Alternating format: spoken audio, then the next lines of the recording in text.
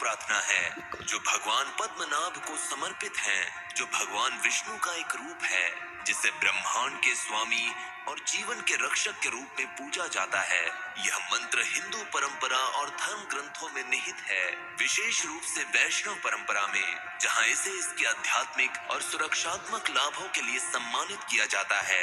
यह व्यापक रूप से हिंदू पूजा और अनुष्ठानों में उपयोग किया जाता है, जबकि लाभ सुरक्षा और देखभाल प्रदान करता है, आध्यात्मिक विकास और आत्म साक्षात्कार प्रदान करता है, समृद्धि और सौभाग्य लाता है। पाठ करने का सर्वोत्तम समय ब्रह्म मुहूर्त सुबह 4 से 6 बजे तक, विष्णु पूजा या आराधना के दौरान वैकुंठ एकादशी। सबसे शुभ दिन गुरुवार है।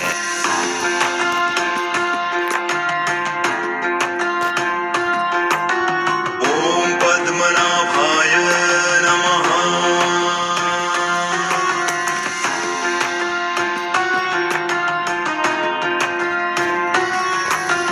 ॐ पद्मनाभाय नमः।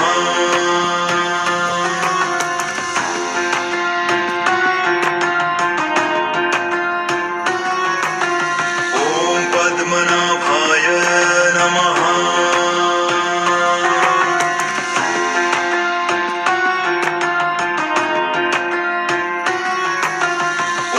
पद्मनाभाय नमः।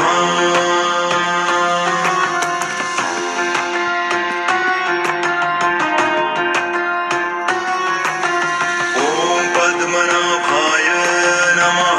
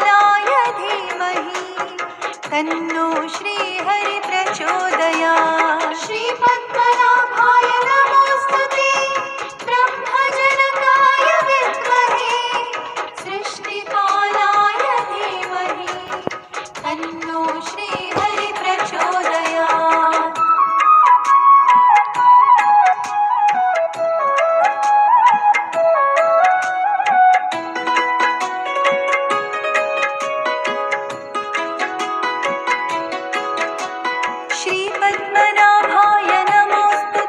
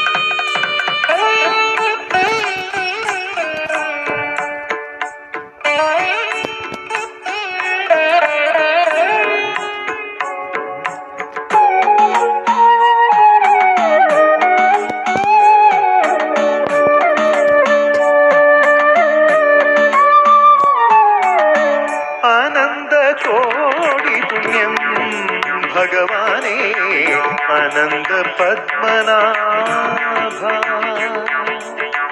അനന്ത കോടി പുണ്യം ഭഗവാനേ അനന്ത പത്മനാഭ.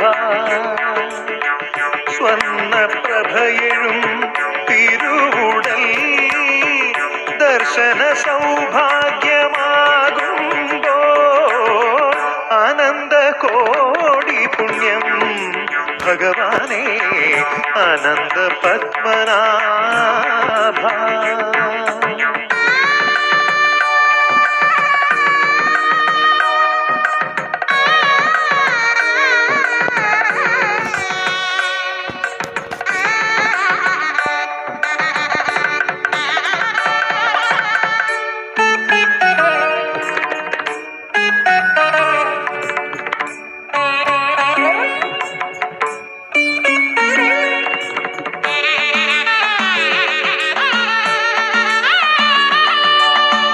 ശാന്തഗംഭീരനായി ശ്രീ പത്മനാഭാനന്ദനുമേലങ്ങ് നിദ്ര കൊള്ളുമ്പോഴും ശാന്തഗംഭീരനായി ശ്രീ പത്മനാഭാനന്ദനുമേലങ്ങ് നിദ്ര കൊള്ളുമ്പോഴും തിരുമുഖം കണ്ട് തൊഴുമ്പോളായിരം സൂര്യചന്ദ്രന്മാർ ഉദിച്ച പോലെ അക്ഷയമാകുമാ തേജസ്സിനാത്മാവിൽ ലക്ഷദീപത്തിൻ ഒളിയെന്ന പോലെ അനന്ത കോടി പുണ്യം ഭഗവാനേ അനന്ത പത്മനാഭ.